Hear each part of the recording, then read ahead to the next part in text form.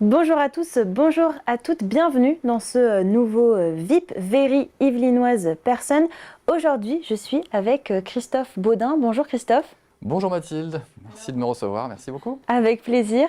Alors, vous êtes habitant de Plaisir et vous êtes également artiste peintre. Au fil des ans, vous avez exposé dans de nombreuses galeries à travers le monde. Vous avez une préférence tout de même pour l'art contemporain. Depuis combien de temps est-ce que vous faites de la peinture ? Alors j'ai commencé vraiment à peindre en 2007 et pendant, jusqu'à 2014, j'ai vraiment fait de la peinture figurative, donc c'était plutôt les paysages de Venise. Et je dirais que ça a été un peu mon école d'apprentissage. Et puis après, vraiment, ma carrière a décollé quand j'ai commencé à travailler l'art abstrait, en 2014. Voilà. Et alors pourquoi l'art abstrait ? C'est simplement que la peinture me plaisait énormément, mais là, je pense que j'étais arrivé après 7 ans de pratique. J'étais arrivé à quelque chose qui m'enfermait un petit peu. Donc j'avais besoin de liberté et ça s'est simplement imposé à moi comme ça, de façon très naturelle. J'avais vraiment fait le tour de ma pratique, j'étais confortable dans les images que je travaillais, ça m'intéressait, mais je me sentais un petit peu enfermé, un peu comme dans une cage dorée, et j'avais vraiment besoin d'un nouveau souffle. Et l'art abstrait est arrivé, l'autorisation s'est déclenchée comme ça. Ouais. Et donc vous avez exposé, je le disais, dans de nombreuses galeries d'art à travers le monde. Est-ce que vous pouvez nous faire une petite description de où est-ce que vous êtes allé Oui, alors en France, donc il y a la galerie le 33 mai sur l'île de Saint-Louis avec laquelle je collabore régulièrement. J'ai également exposé à Séoul à plusieurs reprises, également en Turquie et puis au Japon plus récemment. Et alors, dernièrement, vous avez collaboré avec deux artistes pour un livre qui s'appelle Act of Love. Vous avez fait la traduction en français de ce livre. Exactement. Alors, en fait, ça, c'est l'étape numéro 2 de l'histoire, finalement, puisque tout a commencé en février dernier. J'ai rencontré une artiste turque sur le salon Art Capital qui a lieu au Grand Palais chaque année. Donc, je collabore avec une association qui s'appelle les AIAM, Association internationale André Malraux, qui a pour but de développer l'art et la culture dans le monde entier. Et donc c'est grâce à eux que je suis invité régulièrement à cet événement et que j'expose aussi en Corée. Donc cette association est dirigée par Monsieur Pierre Coureux qui m'accompagne maintenant depuis plusieurs années et le galeriste Monsieur Pierre Kim Guyun avec qui je collabore aussi et donc j'ai eu plusieurs expositions donc, à Séoul pour montrer mon travail et j'ai même reçu un prix donc l'année dernière en février au Grand Palais suite à cette exposition-là. C'était quoi comme prix ? Alors c'était le Grand Prix de l'Alliance Globale qui m'a été remis justement par Monsieur Pierre Coureux et Monsieur Pierre Kim Guyun. Et donc pour revenir à Act of Love, c'est ce livre-là qui en fait vous a donné envie d'écrire le livre que vous venez de sortir aujourd'hui. Exactement, exactement, car j'avais rencontré à l'époque, donc en février, une artiste turque avec laquelle on avait décidé de créer un tableau à 4 mains. Donc moi j'ai fait la partie abstraite en France, je lui ai envoyé la partie abstraite qu'elle a complétée par le visage de la jeune fille qui était donc destinée en fait à... L'idée c'était de représenter une jeune fille qui sortait du tremblement de terre qui avait eu lieu à la même époque et donc de vendre ensuite le tableau aux enchères. Donc ce tableau a été exposé à Istanbul, dans une grande foire d'art contemporain. À la suite de ça, moi je me suis dit quand même pour faire vivre le tableau, ce serait mieux qu'il y ait quand même un texte et un cartel un peu plus développé qu'habituellement. Et je me suis dit pourquoi pas faire un poème. Donc j'ai envoyé ce poème donc, en Turquie, qui a été très bien reçu, à tel point qu'une amie de la peintre avec laquelle je travaille, Aslihan Sevgül, eh bien, m'a demandé si je pouvais traduire un livre sur lequel elle travaillait déjà en commun. Donc le livre a été écrit initialement en hébreu, puis ensuite traduit en turc, du turc à l'anglais par Aslihan, et par moi ensuite de l'anglais au français. Voilà. Et donc le livre, je peux le montrer. Voilà. Donc elles ont choisi de mettre en couverture donc le tableau sur lequel on a travaillé. Voilà. Donc je trouve que c'est un beau geste parce que c'est quelque chose d'international, de collaboratif et pour une cause qui est positive. Donc voilà. Et c'est chemin faisant, parce qu'en fait je ne me suis pas dit, voilà, je ne me suis pas réveillé un matin en me disant, bah tiens, je vais écrire un livre de poésie. Ça ne s'est pas passé comme ça. Mais c'est simplement des petits clins d'œil de la vie qui ont fait que les choses se sont enchaînées. Et finalement, voilà, j'arrive avec un livre. Voilà, c'est un peu étonnant, mais c'est comme ça. Et donc vous avez sorti Songes et Mensonges, qui est en fait un livre qui regroupe des poèmes sur vos rêves. Voilà. Et avec ces poèmes, vous avez décidé de créer un tableau, de peindre également votre rêve en tableau. C'était important du coup pour vous de mêler les deux, Oui, art oui, oui. et poésie. Je voulais vraiment absolument avoir une expérience artistique plus globale. Donc c'était important pour moi d'avoir, comme je l'avais fait pour la traduction, finalement j'avais donc un poème en français qui a été initialement rédigé en français, ça c'est la première chose. Ensuite traduit par moi, donc en anglais. Et puis un tableau qui illustre chaque poésie. Et donc c'est un livre assez intime finalement puisque vous parlez de vos rêves. Complètement. C'est tellement intime que parfois ça me surprend moi-même, puisque en fait je ne contrôle pas ce que je reçois entre guillemets.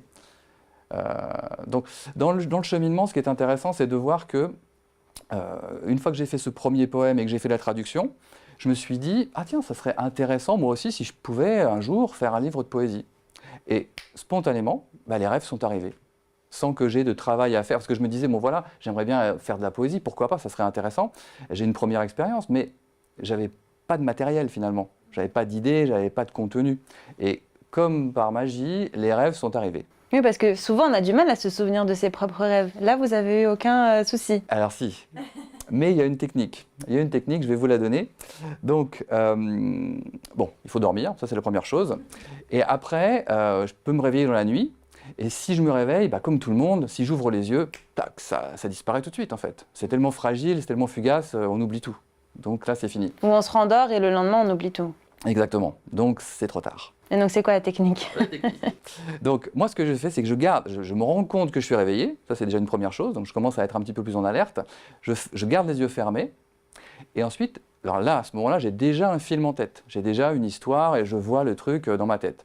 Et je rembobine, si on veut, je reviens en arrière et je rejoue la scène. Et je reviens en arrière et je rejoue la scène mentalement, plusieurs fois. Ensuite, je me lève, je prends mon téléphone et je note toute l'histoire. On a quand même un travail de mémoire à faire alors. Ah, complètement. Il faut avoir le courage de se lever. C'est pas toujours évident, mais ça vaut le coup. Ça vaut le coup. Alors dans votre livre, on retrouve une vingtaine de poèmes environ. Ça peut être sur tout et n'importe quoi, des émotions joyeuses ou plus tristes. Est-ce que vous pouvez nous en lire un? Avec plaisir, avec plaisir. Alors, ce sera le passager. J'habite dans un buisson sous votre fenêtre. Je vis sur l'herbe, dans un buisson. C'est ma maison, là où j'habite. L'herbe est mon matelas, le buisson est mon toit. Parfois, les gens me voient, souvent ils me chassent. Je me cache, je suis discret. Je veux juste être là, avec vous, sentir votre présence parfois, être moins seul. Je veux vivre aussi, ressentir les émotions des hommes, ne plus être chassé, rejeté. Parfois, on m'a poursuivi, il y a eu des cris alors, rapidement j'ai fui. Mais il y a vous aussi, par la fenêtre. Depuis mon buisson, c'est comme une communion. Vous m'avez vu, en moi vous avez lu, ainsi la vie continue. Alors qu'est-ce que vous avez voulu dire dans ce poème? Alors, moi je n'ai rien voulu dire, mais voilà, mon inconscient m'a donné cette image d'un personnage, peut-être un animal, je ne sais pas, qui vit un peu en dehors de la société, qui regarde les humains. Et après, j'ai pas de commentaire particulier sur cette histoire, mais elle est arrivée.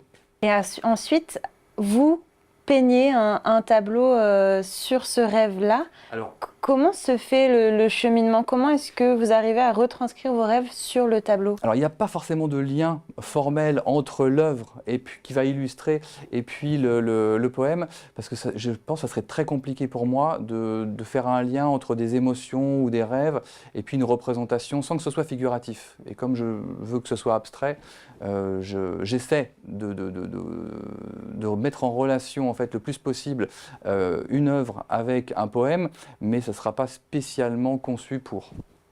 D'accord. Et quel est l'objectif au final de ce livre? C'est d'inviter les lecteurs à oser rêver, à croire en leurs rêves, à poursuivre leurs rêves? Tout à fait. Alors, c'est intéressant dans la mesure où rien n'est limité. En fait, on a une puissance phénoménale dans notre cerveau qu'on utilise peut-être pas forcément au maximum de nos capacités. Et en fait, si on arrive à ouvrir un peu les vannes, je pense qu'il y a des choses incroyables qui peuvent se produire.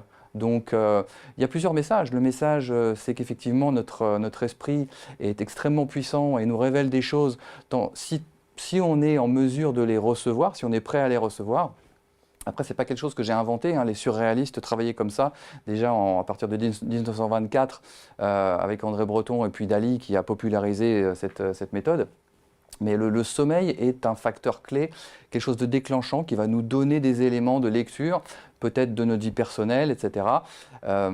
Après, à un point de vue plus intime, moi, je n'attache pas tellement d'importance aux histoires, peut-être aux sensations, aux émotions qui vont habiter ces rêves, mais je ne rentre pas dans un décryptage de la symbolique. Après, le deuxième message qui est intéressant, c'est que là, j'arrive à faire un livre et puis, voilà, j'ai pas eu d'éclair en me disant il faut absolument que je fasse un livre. Simplement, croire en la vie et puis laisser les choses se faire, les rencontres. J'ai d'abord rencontré Asliane, ensuite j'ai rencontré Shoshana. Ce sont des rencontres qui font que la vie vous donne l'autorisation d'aller plus loin et de faire des choses finalement. Ce livre, vous l'avez appelé « Songe et mensonge ». Alors, songe, on comprend, pour rêve, mais mensonge, pourquoi? Alors, je vous explique. Il y a effectivement une raison pour ça. Songe et mensonge, donc les songes, effectivement, c'est très clair, ce sont les rêves, c'est le paysage onirique de mes nuits. Et la partie mensonge, c'est qu'il y a à peu près 10% de ces textes qui ne sont pas de vrais rêves. C'est-à-dire que ce sont des constructions que j'ai faites pendant la journée. Donc ce sont plus des jeux avec des images que moi j'avais en tête, ou ce sont de vrais poèmes qui ont été construits et qui ont été réalisés de façon consciente. Donc la partie mensonge, parce que ce n'est pas vraiment de vrais rêves. Voilà. D'accord. Et donc vous l'avez dit tout à l'heure, vous l'avez traduit en anglais. C'était quelque chose d'important pour vous? Oui, étant donné que j'avais commencé à le faire pour le livre de Shoshana et puis d'Asliane, je me suis dit, il faut que ça ait une portée internationale, au moins pour qu'elle puisse le lire, et puis ça sera plus complet comme expérience. Donc on a une partie en anglais, une partie en français, et puis c'est un exercice qui est intéressant. Moi j'ai toujours été passionné par les langues, par la littérature. J'ai une maîtrise en langues étrangères appliquées, après j'ai étudié à la Sorbonne, et j'ai toujours été bon en traduction. C'est quelque chose qui m'a toujours plu, qui m'a toujours parlé. Donc c'était un exercice certes difficile, mais extrêmement enrichissant et intéressant. Bien, merci beaucoup, Christophe Baudin. Alors, si on est intéressé par votre livre, est-ce qu'on peut se le procurer? Alors, on peut l'acheter sur Amazon. Il existe en 3 formats. Le format Kindle à 6,99 ou 5,99, pardon. On a le format broché qui est à 14,90 et le format relié, donc en dur en fait, avec une couverture rigide qui est à 24,90. Et vous pouvez aussi vous le procurer en me contactant directement, en m'appelant, voilà, très facilement. Voilà. Ça marche. Merci beaucoup, je vous remercie. Christophe Baudin, d'avoir été notre invité pour ce numéro VYP, Very Yvelinoise Personne. C'est la fin de cette émission. Merci beaucoup d'avoir été avec nous. À bientôt sur TV78.